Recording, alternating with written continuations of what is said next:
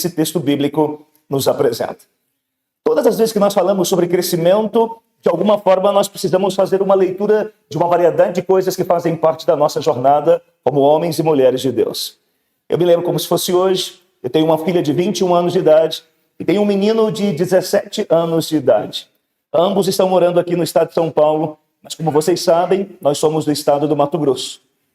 Eu lembro como se fosse hoje, quando comecei a pastorear a primeira igreja que tive contato. Uma cidade chamada Jaciara, ela tinha 4 congregações e a igreja sede. E naquele período eu tinha cerca de 25 anos de idade, apaixonado por essa vida de tentar de todos os modos compartilhar a palavra, mergulhei cuidando de 4 congregações e da igreja sede. A minha filha nasceu naquele período. A Tatiana saiu grávida daqui de São Paulo, acabei conhecendo aqui da Igreja Presbiteriana de Interlagos. Casamos, voltamos então para o estado do Mato Grosso. Naquele período, a Ana Luísa cresceu, ou a Ana Luísa nasceu. E durante 4 anos eu estive envolvido com as comunidades locais, viajando nos sítios, tendo contato com uma variedade de fazendas e assim por diante. Mas o que foi fascinante compreender, ou ao mesmo tempo foi assustador, foi o fato de que eu tive o contato com a Ana Luísa. Quando nasceu, 5 anos depois, ou 4 anos depois, a Ana Luísa estava gigante. A Ana Luísa cresceu. Aquilo trouxe ao meu coração uma sensação de que a vida é marcada por esse movimento. Coisas saudáveis crescem, avançam e se multiplicam. Mas, ao mesmo tempo, foi uma avaliação do meu comportamento como pai.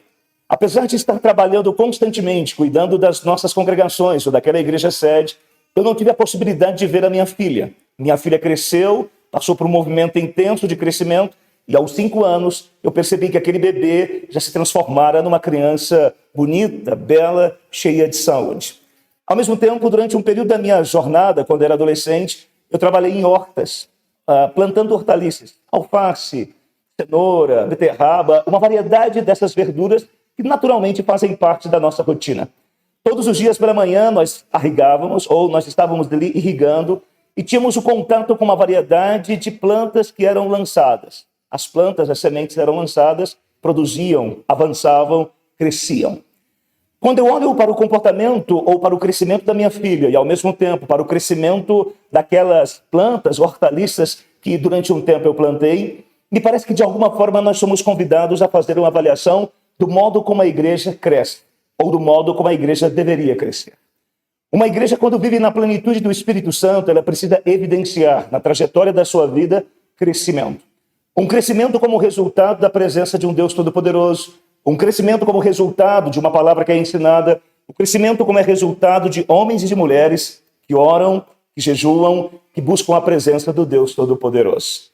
É por isso que nessa manhã nós estamos diante de um texto bíblico que nos permite compreender um pouco aquilo que o Espírito Santo fez no passado. Na cidade de Jerusalém, quando o apóstolo Pedro é levantado de maneira poderosa e anuncia o Evangelho. Nós estamos no capítulo 2.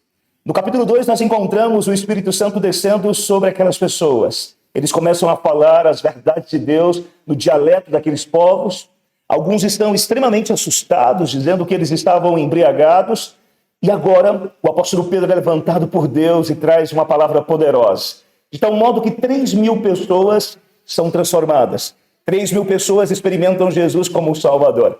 E Lucas está construindo uma narrativa de como aquelas pessoas viviam, como eles cultivavam a sua própria vida, como eles desenvolviam a plenitude do Espírito Santo.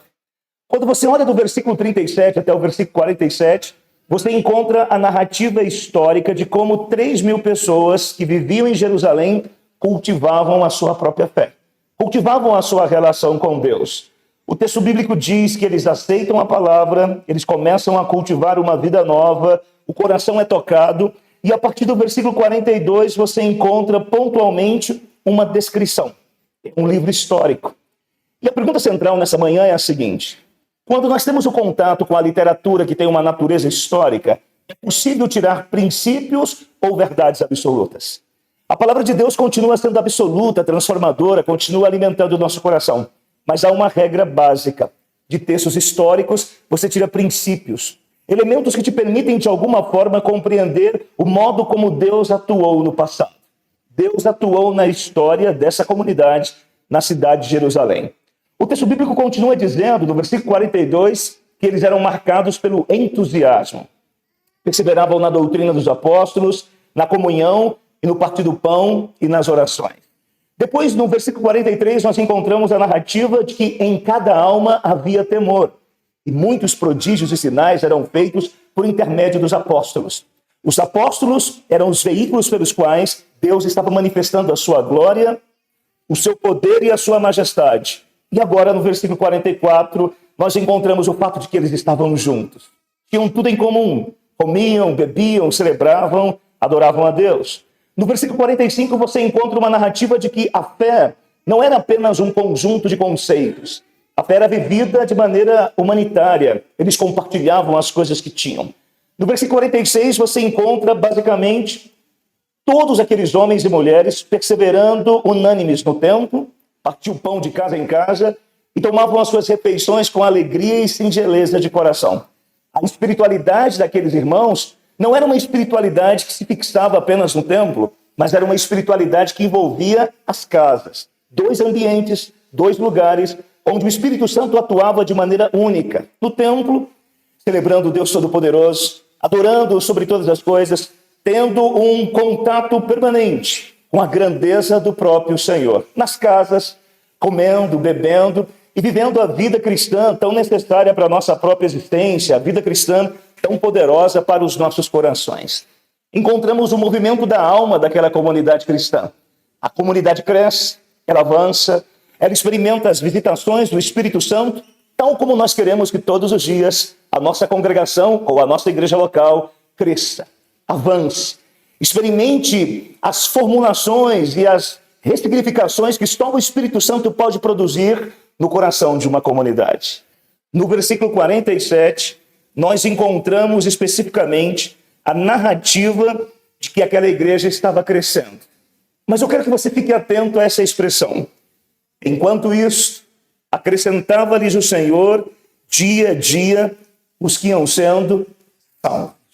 Presta atenção nisso. Enquanto isso, acrescentava-lhes o Senhor, dia a dia, os que iam sendo salvos. Não é fascinante o que está acontecendo aqui? A pergunta central é, como é que se dá esse crescimento? Como é que nós podemos olhar para esse texto e tirar algumas lições para a nossa vida? E é sobre isso que eu gostaria que você pudesse pensar um pouco. Sobre o crescimento da comunidade do Espírito, ou sobre o crescimento de uma comunidade que está cheia do Espírito Santo. Como se dá o crescimento de uma comunidade cheia do Espírito Santo? Em primeiro lugar, o crescimento de uma comunidade cheia do Espírito Santo é dinâmico. Essa é a primeira verdade que eu quero que você esteja atento. O crescimento de uma comunidade cheia do Espírito Santo é dinâmico. A vida de uma pessoa que é guiada pelo poder do Espírito Santo, ela não é estática. Quando o Espírito Santo está atuando no comportamento de uma comunidade local, ele gera uma mobilidade, ele gera uma dinâmica. Pastor Emerson, de onde nasce a ideia de dinâmica? O texto bíblico diz que Deus estava acrescentando pessoas naquela comunidade local. Mas como ele fazia isso? De que maneira ele fazia isso? Essa expressão, uma locução adverbial de tempo. Enquanto isto, enquanto isto, enquanto isto. Mas o que se refere ao enquanto isto? Enquanto isto, Deus acrescentava pessoas. Enquanto isto, a igreja crescia. Enquanto isto, a igreja avançava. Qual é o significado disso? Quando você olha para a expressão enquanto isto, Lucas está afirmando que enquanto as pessoas estavam cultivando uma espiritualidade guiada por algumas coisas que estão acontecendo anteriormente, Deus está atuando. Deus é aquele que permite que a igreja cresça, mas ele tem um modo de fazer a igreja crescer. O como é definido por Deus. Enquanto o quê? Agora nós olhamos para o texto. Enquanto eles perseveravam na doutrina, enquanto eles estavam em comunhão, enquanto eles partiam o pão, enquanto eles oravam, enquanto havia temor, enquanto havia sinais, enquanto eles creram, enquanto eles estavam juntos, enquanto eles vendiam as suas propriedades e bens, enquanto eles distribuíam um produto, enquanto eles perseveravam unânimes, enquanto eles partiam o pão de casa em casa, enquanto eles tomavam com alegria e singeleza de coração, enquanto eles louvavam a Deus, enquanto eles contavam com a simpatia de todo o povo. A partir disso, Deus fazia a igreja crescer. O crescimento da igreja é dinâmico. Porque é típico da natureza do Espírito Santo esse movimento. Desde o Antigo Testamento, quando você faz uma leitura da palavra de Deus, o Espírito Santo sempre está movimentando sobre coisas que estão estáticas. A terra, porém, era sem forma e vazia, mas o Espírito de Deus pairava por sobre as águas. Quando Jesus Cristo fez os seus grandes sinais, ele fez os sinais no poder do Espírito. Ao Espírito Santo é dada a mobilidade do reino, o avanço do reino, a transformação de todas as coisas. Uma comunidade cheia do Espírito Santo ela é guiada por essa dinâmica, por esse movimento. Quanto mais nós estivermos perseverando na doutrina dos apóstolos, quanto mais nós estivermos orando, quanto mais nós estivermos partindo o pão, quanto mais nós estivermos celebrando, quanto mais nós estivermos criando um movimento do Espírito e vivendo o movimento do Espírito, mais a igreja cresce na dinâmica preparada pelo próprio Deus. Uma comunidade cheia do Espírito Santo ela é marcada por esse dinamismo. É uma comunidade viva, onde as pessoas cantam, celebram, onde as crianças correm, onde nós precisamos quebrar as paredes porque a igreja está crescendo. Não há nenhum problema em vermos crianças correndo, as coisas ficando sujas, paredes sujas, as crianças gritando, ou uma variedade de outras coisas. A beleza da igreja está exatamente nessa dinâmica, nessa vivacidade do Espírito por meio das circunstâncias. Crescimento é dinâmico. Essa é a primeira verdade do texto. E hoje eu gostaria que você pudesse fazer uma avaliação da sua espiritualidade, da dinâmica do seu coração, da disponibilidade da sua alma, daquilo que Deus quer fazer por intermédio da sua vida, da sua história, do seu coração, do modo como Deus quer utilizar a sua inteligência, a sua família, o seu corpo e todas as coisas que você tem recebido do Deus Todo-Poderoso. Você consegue sentir a dinâmica da igreja? Consegue perceber que você está em movimento constante? Porque você é fruto e meio pelo qual o próprio Deus tem feito coisas bonitas na vida de tantas outras pessoas. Consegue perceber isso? Que uma igreja viva, ela tem um dinamismo do Espírito. Uma igreja viva, ela não dá possibilidade concreta de ficar pensando em coisas que não trazem benefícios. Uma igreja guiada pelo poder do Espírito Santo, ela poderosamente não tem espaço na sua agenda para coisas tolas, para coisas superficiais. E como diria minha avó, para picuinhas que não engrandecem o reino. Igreja que cresce não tem tempo de ficar pensando em coisas pequenas e menores. Sua única preocupação é entender o movimento do Espírito, a dinâmica do Espírito, a força do Espírito, o poder do Espírito, a centralidade do Espírito. Hoje eu gostaria que você pudesse pensar nessas coisas. Porque se nós estamos construindo as salas ali, logo, logo nós teremos uma crise. E a crise vai ser: o que faremos quando a dinâmica do Espírito trouxer mais crianças, mais adolescentes, mais pessoas, mais homens e mulheres transformados pelo poder do Espírito Santo? Não será suficiente. E mais uma vez, teremos que dobrar os nossos joelhos no chão, dizendo: Deus Todo-Poderoso, o Senhor está acrescentando pessoas, nós estamos vivendo conforme a dinâmica da Tua vontade, a dinâmica do Espírito. O espaço é pequeno, mas a nossa fé, que é pequena, está projetada em um Deus que é poderoso, e nós sabemos que o Senhor há de fazer grandes coisas por meio da nossa própria vida, mesmo que essa vida seja pequena, seja simples, seja carente. Não é a quantidade da fé, mas é em quem você deposita esta fé.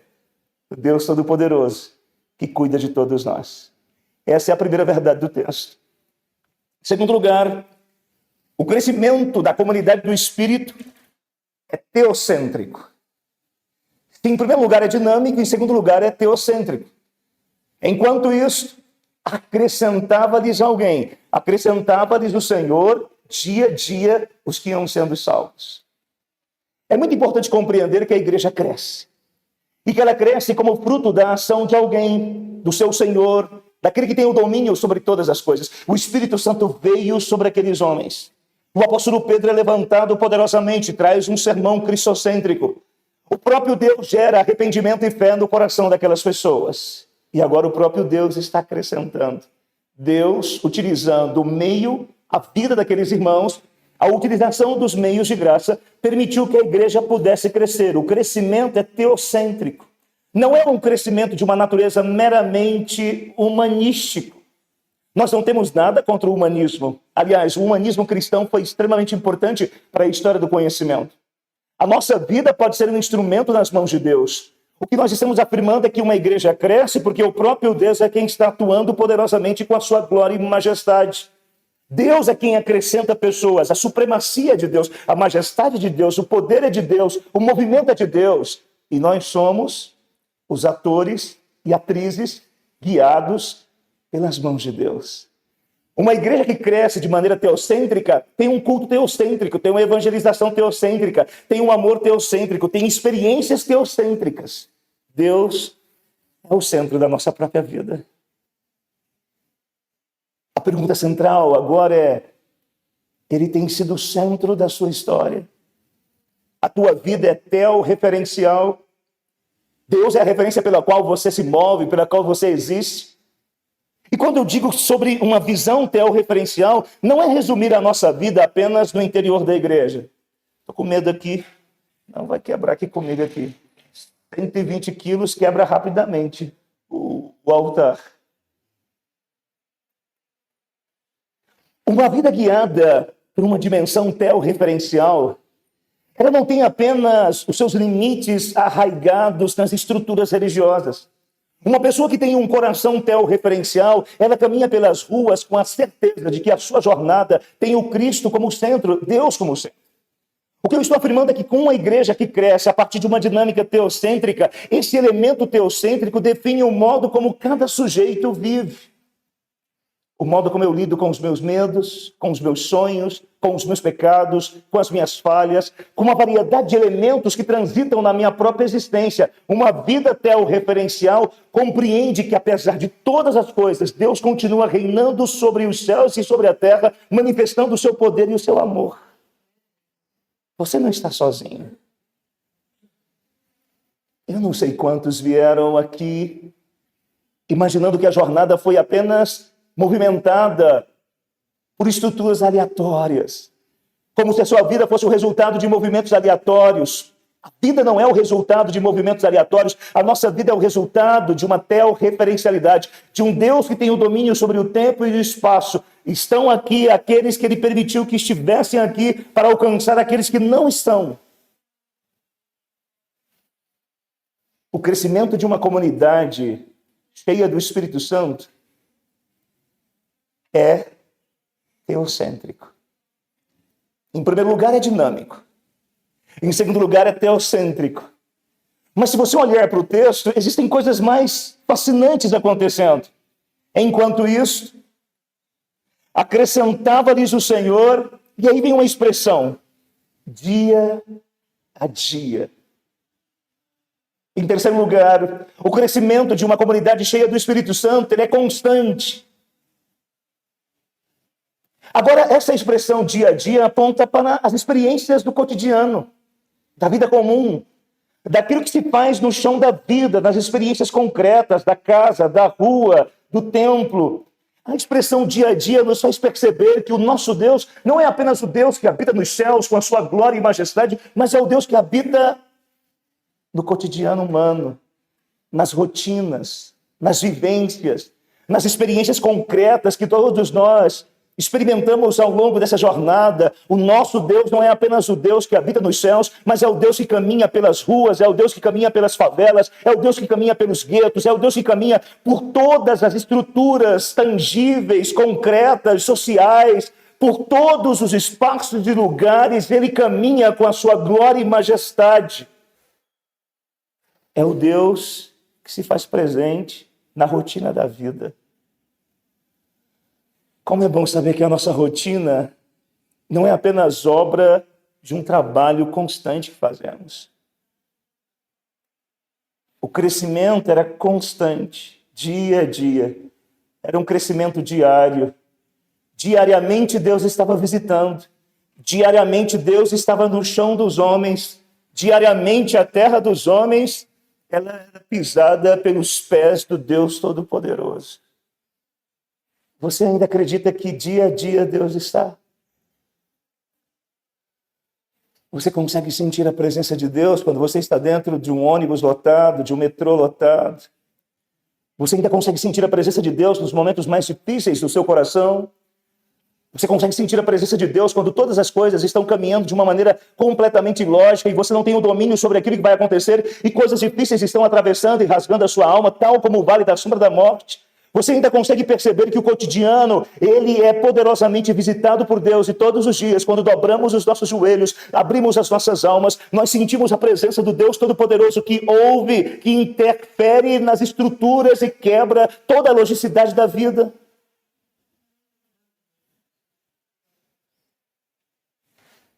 Ele reina sobre os dias, sobre os meses, sobre as estações do ano.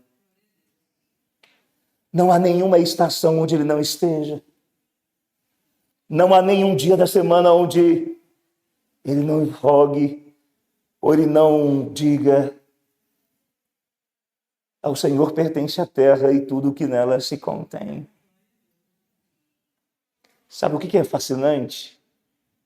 É compreender que nós não precisamos marcar o dia que gente vai ser salva, porque todos os dias Deus salva a gente.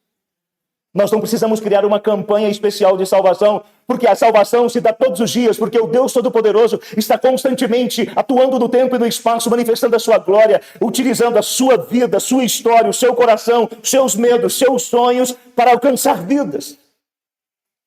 Não é necessário grandes campanhas, não há nenhum problema com elas, mas não é necessário grandes campanhas para que Deus esteja curando, salvando e libertando. Você no interior da sua casa, com os seus joelhos dobrados, pode alcançar o seu vizinho que experimenta dores na alma.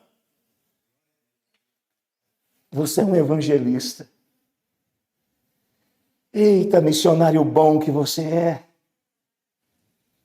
A missão não se faz apenas com os profissionais do campo da teologia. A missão se faz com homens e mulheres simples, cheios de Deus, cheios da palavra, cheios de esperança, cheios de amor, cheios do desejo de ver Deus transformando cenários, invadindo almas, refazendo casamentos, dando às pessoas a possibilidade de experimentar um tipo de sensação, de experiência que só aquele que nasceu de novo pode ter como fruto dessa graça poderosa. Mas às vezes você tem duvidado do que Deus pode fazer no cotidiano do seu bairro por meio de você. Não permita que essas coisas entrem no seu coração e na sua alma. Você é instrumento dele. Será que você esqueceu disso?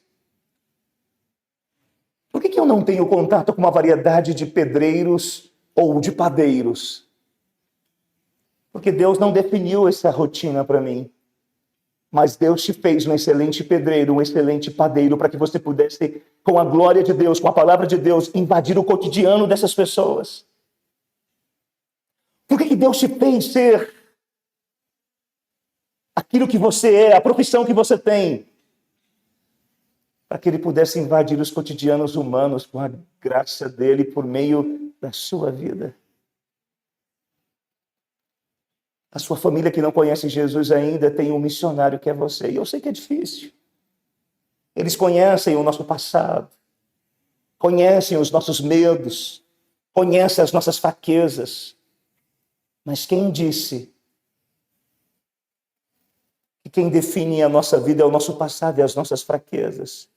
Quem define a nossa vida é o Deus que caminha conosco e nós reconhecemos que somos pequenos, mas o Deus Todo-Poderoso fortalece a nossa alma, inspira os nossos corações, fortalece as nossas pernas, transforma os nossos corações em instrumentos vivos. Nós somos pequenos, mas Deus é grande. Eu tenho falhas, mas Deus tem transformado o meu coração. O Cristo, o Redentor da história, tem ressignificado a minha vida, tem fortalecido a minha alma. E eu estou aqui não para dizer quem eu sou, mas eu estou aqui para dizer quem Ele é e o que Ele pode fazer. Aí a gente tira esse peso que nós carregamos. Aqui entre nós, a gente não consegue, não.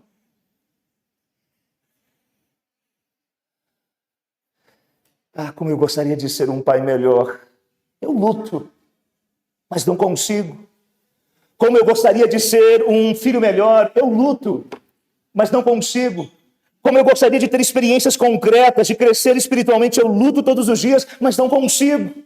E talvez por não conseguir, isso demonstre que eu preciso de Deus todos os dias, em todos os momentos da minha jornada, para que eu possa ter uma experiência poderosa com a graça desse Deus que liberta, com a graça desse Deus que salva, com a graça desse Deus que está me humanizando e que está, de certa forma, me transformando, para que eu possa ser um instrumento nas mãos desse Deus todo-poderoso, desse Deus que faz coisas maravilhosas e poderosas constantemente. Não é a ideia de relativizar a moral, de relativizar uma vida santa, mas é o conceito de compreender que por mais que nós estejamos lutando todos os dias, nós sempre seremos finitos e transitórios e nunca conseguiremos viver a plenitude que Ele quer que vivamos, para que nós tenhamos a consciência de que a plenitude já foi alcançada por meio dEle. E em resposta a isto, cantamos, comemos, abraçamos, vivemos. Isso destrói o legalismo religioso que por vezes nós carregamos imaginando que nós podemos fazer. Aliás, tem uma coisa tão linda que nós nos esquecemos. Nós sempre ficamos com a expectativa de ir para os céus, não é isso? E se eu dissesse para vocês que nós já estamos assentados nas regiões celestiais? Porque é assim que o apóstolo Paulo diz que nós já estamos assentados nas regiões celestiais em Cristo. Judicialmente, de maneira forense, nós já estamos lá. Por conta da obra vicária, da obra redentiva. Mas espacialmente, temporalmente, ainda não vivemos essa experiência. Mas de maneira legal, você já está sentado nos céus. Você já está sentados e ninguém pode te roubar isso. Nem o diabo, nem os demônios, nem os teus próprios pecados podem arrancar aquilo que foi conquistado na cruz do Calvário pela obra vicária do Redentor da história. Agora, em resposta a isto, nós oramos, jejuamos, evangelizamos, anunciamos as boas novas. É uma resposta. Em último lugar, para a gente almoçar. Tem almoço? Amém. Demora um pouco mais para ter o almoço sair? Tudo depende de você, Ricardo. Demore mais, a gente demora. Vai mais rápido, já termina, a gente vai para o churrasco. Está sendo transmitido? Não? Eu ia fazer o convite para todos aqueles que nos acompanham via internet, no YouTube, por favor, venham nos visitar de manhã, não apenas no churrasco. Enquanto isto, acrescentava-lhes o Senhor dia a dia. O que Ele acrescentava? Os que iam sendo salvos. Em último lugar, o crescimento de uma comunidade cheia do Espírito Santo é redentivo ou salvífico. Lucas está afirmando que o Deus Todo-Poderoso, ele está fazendo um movimento diferente no coração de Jerusalém. Jerusalém que foi considerada como a terra sagrada, dos grandes nomes, dos grandes profetas. Jerusalém que se transformou numa espécie de ídolo do coração de muitos homens do passado. No coração da cidade santa, onde aparentemente todos eram santos, todos conheciam a verdade. Foi no coração da Terra Santa que Deus foi salvar pessoas.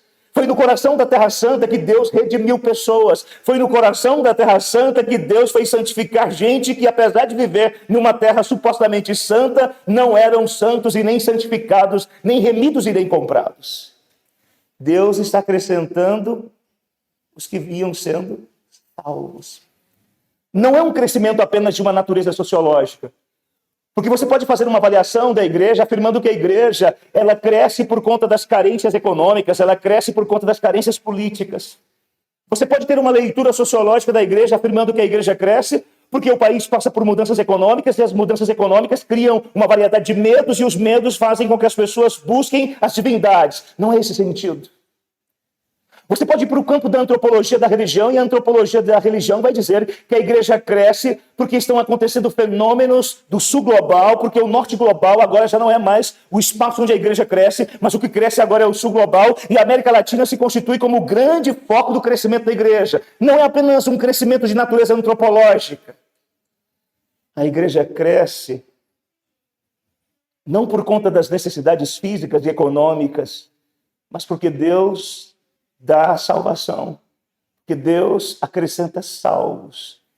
É um crescimento salvífico, redentivo, não é um crescimento ideológico.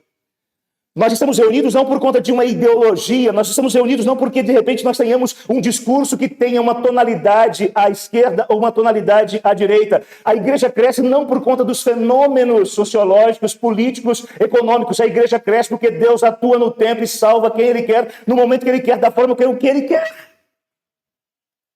Porque nós precisamos tomar cuidado. O crescimento da igreja tem aspectos sociológicos, aspectos econômicos, aspectos políticos, mas essa não é a essência do crescimento. Ela cresce porque Deus salva pessoas, fazendo-nos lembrar quem nós somos, salvos. Quem nós somos? Homens e mulheres que foram alcançados pela salvação.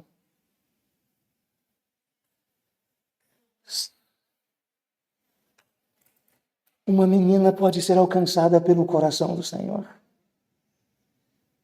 E aí ela pode cantar: minha pequena luz, eu vou deixar brilhar. Minha pequena luz, eu vou deixar brilhar. Deus, Ele entra onde Ele quer. Aqui, nessa região, Ele está salvando pessoas. Em Alphaville, Ele está salvando pessoas. No Morumbi, Ele está salvando pessoas. Ele pode salvar pessoas na USP, na UFRJ. Ele pode salvar pessoas onde Ele quiser. Ele vai acrescentando. E sabe o que é fascinante nesse acréscimo salvífico? É que a salvação, ela não é uma experiência formatada. Cada pessoa tem uma experiência com o Cristo que salva. Eu ouvi a palavra da verdade quando tinha 17 anos. E quando o pregador fez um apelo na igreja presbiteriana da Vila Operária, em Mato Grosso, o pregador, a pregação dele parece que não tinha uma estrutura exegética tão bela, não tinha uma teologia tão fascinante. Eu nem sabia o que era movimento reformado, cosmovisão calvinista, eu não sabia absolutamente nada. Mas aquele homem cheio do poder de Deus, pregando a palavra de Deus, mesmo que não que tivesse uma exegese tão perfeita, ele disse: alguém quer ter uma experiência com esse Deus? E o menino de 17 anos dobrou os seus joelhos, foi feito um apelo, recebeu Jesus como Salvador.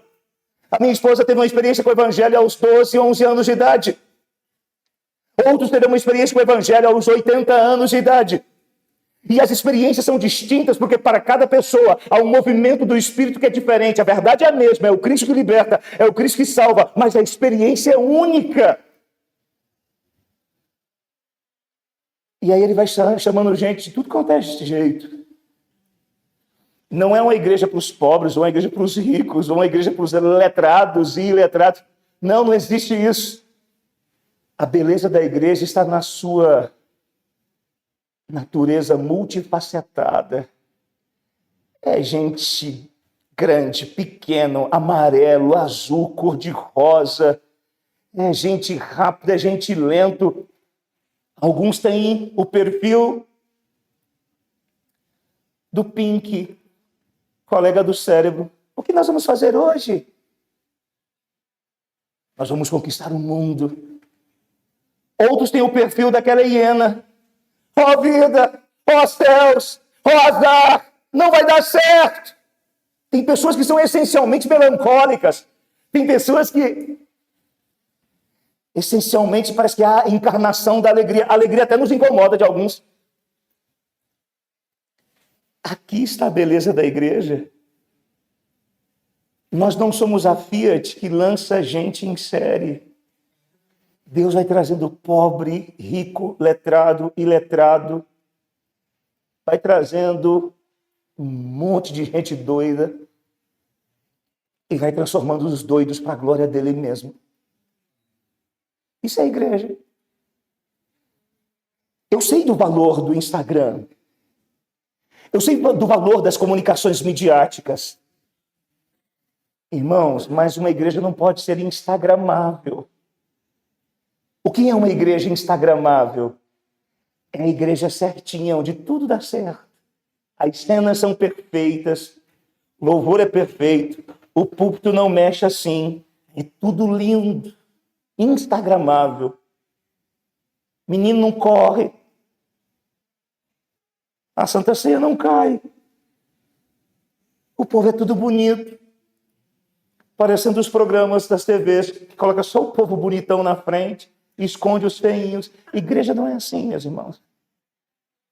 Aqui estamos bonitos, acho que foi isso que fizeram hoje, colocaram só os bonitos. Então, igreja não é assim, gente. Desculpa o pessoal do fundão, viu? Nada contra. Então, igreja não é assim. Eu tenho medo dessas coisas hoje. Elas são importantes, elas nos permitem anunciar o evangelho ao mundo, a comunicação midiática é fundamental, mas deixa o povo ver o que a igreja é de fato. É gente simples, é o camarada que vai tocar o violão e às vezes, não o caso do tocador de violão, o camarada talvez não tenha o domínio sobre tocar. É o cabrinha que vai tocar a bateria e que só sabe fazer só um ritmo. Igreja é isso. E ela vai crescendo, vai amadurecendo, vai aperfeiçoando. Ela vai crescendo. Ninguém nasce pronto. Louvor não nasce pronto. Pastor não nasce pronto. Teólogo não nasce pronto. Marido não nasce pronto. Esposa não nasce pronto. Nós nos fazemos ao longo da jornada. Ficou triste, minha irmã? Seu marido será o marido perfeito no novo céu e na nova terra. Quando houver a consumação. Até lá, veja as pequenas mudanças que Deus está fazendo nele e agradeça. Mas pastor, agradeça. Você também não é tão perfeita, não. É difícil. Oh, bichinho é difícil. Oncinha é difícil. Eu fico com muito medo com essas idealizações de maridos e esposas. São homens comuns, lutando para fazer a vontade de Deus, para viver o movimento do Espírito todos os dias. O que aprendemos hoje? Nós falamos sobre o crescimento de uma comunidade cheia do Espírito. O crescimento de uma comunidade cheia do Espírito é dinâmico, teocêntrico, constante e redentivo, ou salvífico. A experiência dos nossos irmãos no passado nos permite fazer uma leitura da nossa vida no presente. Eu gostaria que nós fôssemos muito parecidos com esses irmãos, que houvesse uma dinâmica do Espírito, a glória de Deus, que todos os dias crescêssemos e que Jesus pudesse redimir mais pessoas, mais pessoas, mais pessoas. Em nome e por amor dele mesmo. Amém e amém.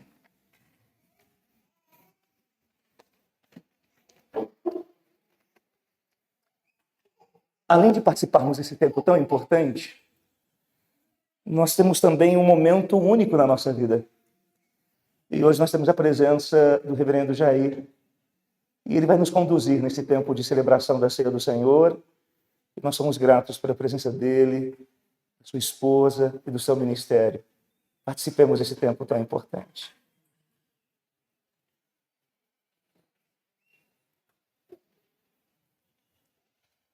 Amados irmãos, vou iniciar aqui.